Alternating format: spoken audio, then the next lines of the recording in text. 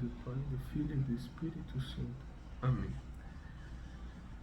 Inspirai, Senhor, as nossas ações e ajudai-nos a realizá-las, para que em vós comece e para que em vós termine tudo aquilo que fizermos por Cristo, Senhor nosso. Amém. Nossos santos anjos da guarda, rogai por nós. Com vosso Filho, a Mãe Pia, abençoai-nos a Virgem Maria, em nome do Pai, do Filho e do Espírito Santo. Amém. Pois bem, nos últimos vídeos, então, eu concluí aquele assunto que nós tínhamos sobre a ressurreição de Nosso Senhor. E veja, eu tratei aquilo de maneira histórica porque justamente Nosso Senhor se fez homem. E se ele se fez homem, ele viveu uma vida humana, igual a nossa em tudo. Significa que ele estava em um lugar geográfico, estava em um tempo. Tinha seus conhecidos, tinha tudo isso. Então, veja, não só a ressurreição de Cristo, mas vocês têm de entender isso que na vida inteira dele, é justamente Nosso Senhor, que sendo Deus, quando ele se fez carne, ao entrar na humanidade, ele viveu a ordinariedade da nossa vida humana, estando em um lugar, preso a um lugar, preso a um tempo, preso a pessoas, ou seja, com pessoas, com um lugar, com um tempo. E nesse lugar, nesse tempo, com essas pessoas, que ele fez tudo aquilo. Então as pessoas viram os milagres dele, ouviram a voz dele, tocaram a ele. Então tudo que está relatado no Evangelho aconteceu desse mesmo modo. Nós podemos verificar as coisas assim. Não só a ressurreição. Nosso Senhor, quando ressuscitou Lázaro, quando ressuscitou a filha de Jairo, quando ressuscitou o filho da viúva de Naim, quando ressuscitou todas essas pessoas, ou fez outros grandes milagres, então ele também fez em um lugar, ele também fez em um tempo, com pessoas que o cercavam, ele fez com isso tudo. Porque tudo isso ele fez através da humanidade dele, e a humanidade dele é humana, ou seja, igual a nossa. Tá ligado às mesmas características, às mesmas leis que a nossa também está. Entende? Tudo por isso tudo isso, né? E nesse sentido, tudo que se passou na vida de Nosso Senhor, vocês têm que olhar pelo seguinte modo, que todas as palavras que saíram da boca dele, todos os gestos dele, todos os atos dele, tudo estava repleto de significado, porque em tudo ele estava nos comunicando algo, às vezes falando conosco, às vezes querendo nos mostrar algo, mas também às vezes querendo nos dar algo. Nós vamos rezar e podemos tirar frutos para a nossa vida. A interpretação daquilo que é aquilo, sobre a moral, sobre a fé, só quem pode dar é a igreja. Mas nós, quando vamos rezar com as Sagradas Escrituras e pensar sobre aquilo que está escrito, claro, em cada passagem nós podemos ver Nosso Senhor falando de maneira muito particular, somente comigo, somente contigo, porque essa é a doutrina dos santos. Ao longo de toda a história, os santos viram assim. E quando eu me debruço sobre as Escrituras, Nosso Senhor naquele tempo estava pensando exclusivamente em mim, então cada gesto, cada palavra, cada ato dele foi só para mim. Então, em cada coisa, ele está querendo me dizer algo, está querendo me dar algo, está querendo alguma coisa nesse sentido. Pois bem, então é bom que entendam isso, né? Porque, por isso, não só basta nós vermos o Evangelho, e que por vezes nós vemos assim, somente como uma história, mas o significado, as coisas que estão por trás daqueles gestos, daqueles acontecimentos, que Nosso Senhor mesmo organizou tudo, né? Nós também temos que buscar isso, para conhecermos de fato aquilo que é. Então, a ressurreição de Cristo, também nós temos que pensar dessa forma. Agora, sabendo que realmente aconteceu historicamente a ressurreição de Cristo, o que significa isso tudo? O que nos comunica isso tudo? Por que Jesus quis fazer isso, né? Milhares de coisas podemos tirar disso, mas vamos tentar ao menos algo que seja mais específico aqui para a catequese. Veja, primeiro vocês devem entender como que foi a ressurreição de Nosso Senhor, né? Que não foi igual a de Lázaro ou da filha de Jairo, não. Porque eles ressuscitaram, a alma voltou a se unir ao corpo, só que eles viveram de novo uma vida humana e um dia morreram. E São Lázaro está no céu, por exemplo, a filha de Jairo espero que também, né?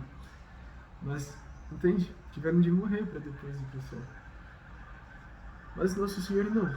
Primeiro foi diferente porque, embora o corpo e a alma estivessem separados, vocês devem se lembrar que Jesus não era somente homem, mas era Deus. Então, a divindade dele nunca deixou o corpo. Também nunca deixou a alma dele. Então, embora ele estivesse morto, com o corpo aqui na terra e com sua alma na mansão dos mortos e do buscar estes, a divindade dele, ou seja, aquilo que faz com que ele seja Deus, a natureza divina dele, a pessoa divina dele, estava unida tanto o corpo quanto que a alma dele. Então, quando ele ressuscita, nós podemos ver aquela palavra que ele falou no discurso do bom pastor: ninguém tira a minha vida. A paixão eu a dou livremente, agora na ressurreição eu a recupero quando eu quero. Então, ali, ele fez com que o corpo se unisse à sua alma de novo. E ao ressuscitar, ele não ressuscita como Lázaro ou como o filho da viúva de Naim, não. Ele ressuscita de um jeito diferente, porque agora a sua humanidade já não se contém mais, mas a sua humanidade já manifesta de maneira mais evidente, de maneira muito mais evidente, a sua própria divindade, a divindade dele.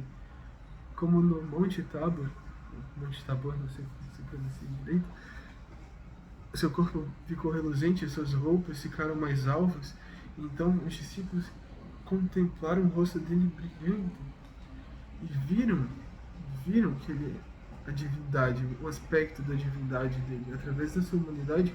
Agora que Nosso Senhor ressuscitou, a humanidade dele, o corpo dele, não só a alma, mas também o corpo dele, mostrava mais claramente a sua divindade. De modo que, quando os apóstolos estavam lá reunidos no cenáculo, com medo, com a casa toda fechada, as janelas trancadas, a porta trancada, e eles estavam lá com medo, todos juntos no mesmo cômodo, Nosso Senhor, de corpo e de alma, aparece no meio deles e diz: a paz esteja contigo. E depois pede: vocês têm algo de comer, para que eles vissem: olha, sou eu mesmo, de carne e osso, não é um fantasma. Não estou aparecendo para vocês, para assombrar, para pegar no pé de vocês. Entende isso? Então é diferente. A humanidade dele já não se restringia mais a algumas coisas igual a nossa. Já não era mais imposto tanto a natureza, mas já estava mais repleto de sua divindade. Talvez não a palavra repleta seja correta, mas deixava-se manifestar mais a sua divindade. Que propriamente não é um milagre, mas o milagre era ele, sendo Deus e homem, viver uma vida tão humana, mas tão humana, que durante 33 anos as pessoas nem pensassem que ele era Deus. Agora sim, isso é óbvio do que aconteceu na ressurreição. Porque, de fato, ele já poderia, mostrar tudo isso. Mas mesmo isso tem um porquê. E daí vocês vão ver o sentido.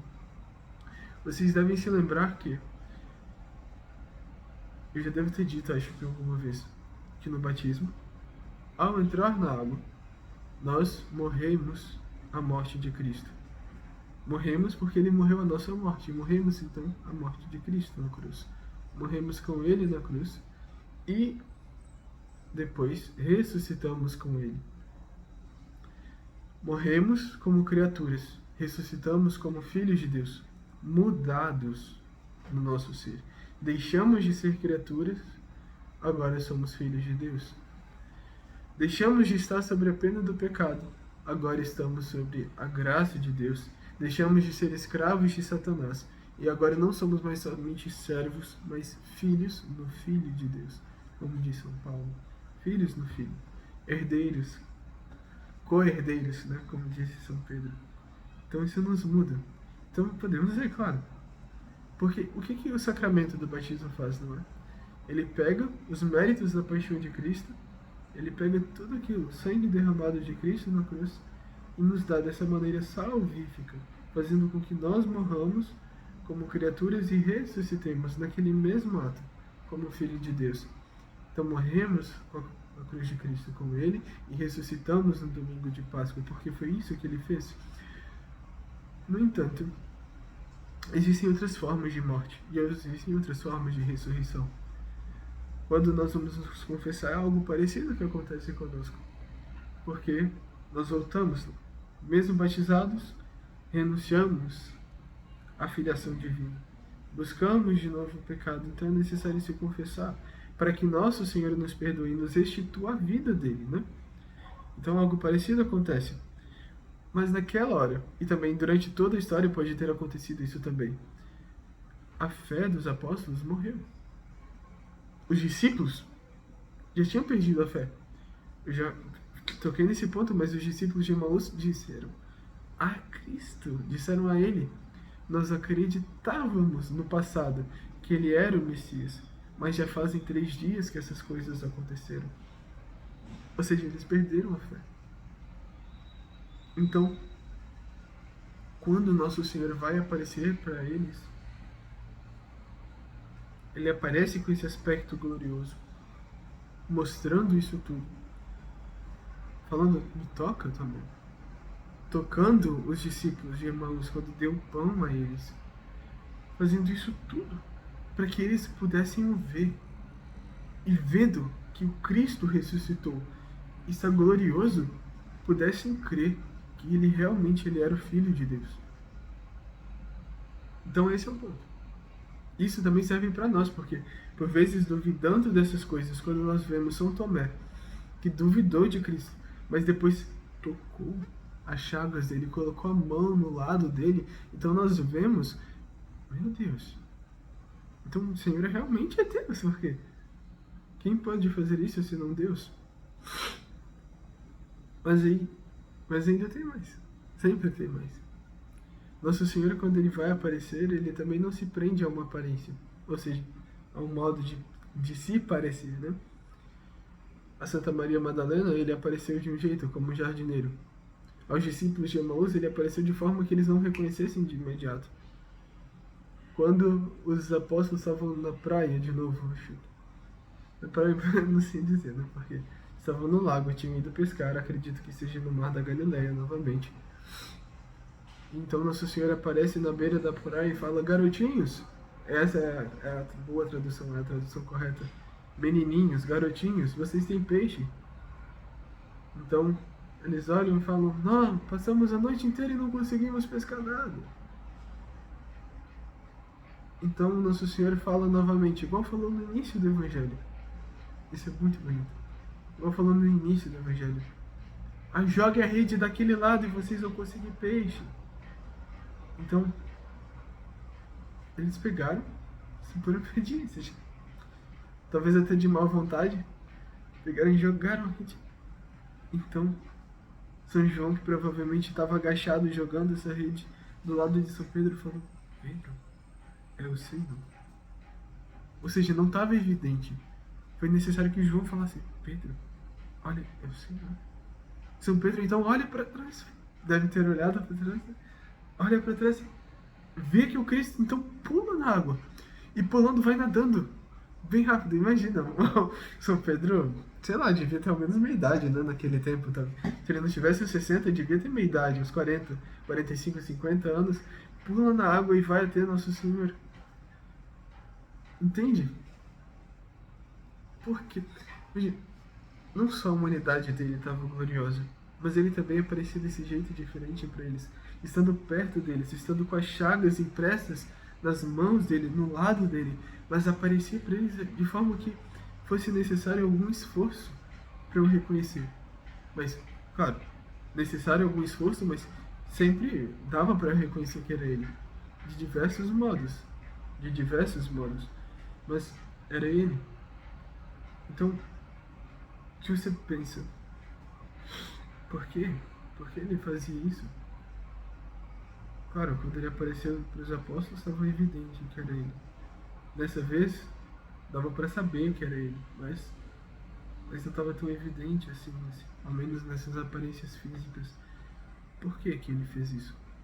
Justamente para que pensando sobre ele, para que pensando sobre as palavras dele, para que eles meditando sobre o que estava acontecendo, se perguntando o que estava acontecendo, o que mostra que é ou não é ele, então pudessem reconhecer a ele de verdade, pudessem reconhecer a bondade, a verdade de verdade. E quando o fizessem, eles fariam um ato de fé. Porque algumas evidências, talvez, dissessem será. Mas quando eles se colocavam a pensar, quando eles meditavam, então eles viam, não, é o Senhor. Então faziam um ato de fé, ou seja, eles exerciam sua fé. Uma coisa é você dizer eu creio. Quando eu estou dormindo, eu ainda continuo sabendo dirigir, mas quando eu estou no trânsito, aí estou exercendo a minha direção. Pois bem, é a mesma coisa, podemos ter fé o dia inteiro. Agora, quando nós estamos pensando em Cristo, quando nós estamos buscando a Cristo, quando eu estou, sei lá, em algum momento, eu olho para a natureza e penso, meu Deus, o Senhor está criando isso tudo agora. Mas, Senhor, se está criando isso tudo agora, também está pensando em mim. Está pensando nas palavras que estão saindo da minha boca, nas ondas sonoras que saem desse aparelho e chegam no ouvido dos outros. Isso é maravilhoso. Isso tudo faz agora. Veja, eu estou exercendo a minha fé. Em vários momentos, Nosso Senhor nos dá a oportunidade de fazer isso. Porque justamente é isso que ele estava buscando. É isso que ele estava querendo despertar. A fé deles tinha morrido. Então ele não só parece glorioso para mostrar, gente, ressuscita essa fé. Não só isso. Mas algo ainda mais. Ele queria que essa fé aumentasse. Porque fé, de novo, não eu acho, eu penso, não. A fé se baseia na verdade de uma pessoa divina. Mas, veja, não somente isso. Ela tem que ser dada por Ele. É uma virtude teologal, ou seja, que vem de Deus. Nosso Senhor que infunde essa fé no nosso coração. E que não é simplesmente um eu acho, um eu penso. Não, é muito mais do que isso. E além disso, é algo que nos liga a Deus.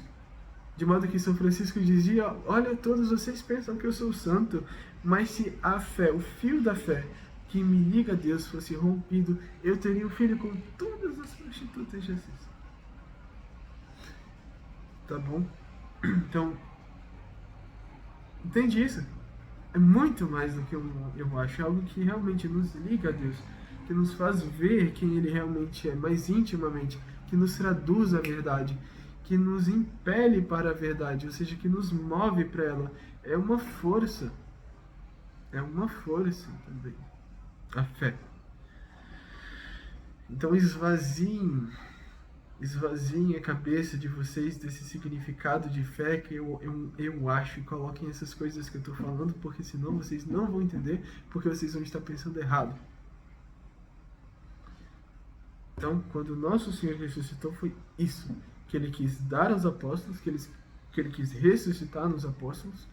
Então, essas verdades, essas palavras, esses atos, essas aparições, são como fagulhas, são como brasas que Nosso Senhor vai soltando na lenha do coração deles.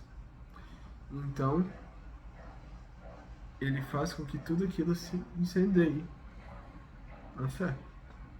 Mas são apenas brasas, apenas combustível, para que então este fogo, que é a fé, surja. E é isso que Ele quer de todos nós. Porque se realmente essa fé é algo que nos liga a Ele, então, senhores, quando nós estamos fazendo esse ato de fé que eu disse para vocês, esse reconhecimento da presença de Deus, e você vai rezando, meditando, conversando com Ele, ou em diversas situações em que tudo parece estar perdido, em que você está confuso, qualquer coisa, quando mais improvável for, como tudo mais difícil for, e naquele momento você tenta encontrar a Deus, ainda que você não sinta, ainda que não pareça, ainda que qualquer coisa aconteça, você simplesmente diz, Senhor, eu não ouço, não sinto, mas eu creio que está aqui. E porque está aqui comigo, eu estou feliz. Porque embora eu não tenha tudo que seja humano, eu tenho tudo ainda assim, porque eu tenho a Ti. Se eu só tenho a Ti, então eu tenho tudo. Pronto. Você não só fez um ato de fé distante, não, mas nessa hora, Jesus toca a sua alma. Jesus ressuscitado. Fisicamente, Ele está em qualquer sacrário da terra, e vão até os sacrários, porque Deus está lá fisicamente, tocando a terra o tempo inteiro. esperando por vocês. Quando vocês comungam, vocês tocam a Deus fisicamente, mas quando vocês estão em casa, ou em qualquer lugar, e mesmo no sacrário, quando vocês não podem comungar, mas estão diante do sacrário, e vocês fazem um ato de fé, vocês rezam, então nosso Senhor ressuscitado, que está no céu e que está no sacrário, ele te toca. A alma de Cristo toca a tua alma. Isso é maravilhoso, porque podemos passar a nossa vida inteira pensando em como vai ser o céu, e pensar que no céu poderei ver a Deus, mas nós sabemos, porque somos católicos, não porque somos católicos e nós achamos, não, mas porque somos católicos e estamos na verdade, estamos na realidade, nós não precisamos sonhar com o céu, porque nós já temos o céu aqui nessa terra. Basta eu rezar e eu tocaria a Deus, basta eu comungar e eu teria o céu vivendo dentro de mim. Deus abençoe vocês. Com vosso Filho, a Mãe Pia, abençoai-nos a Virgem Maria, em nome do Pai, do Filho e do Espírito Santo. Amém.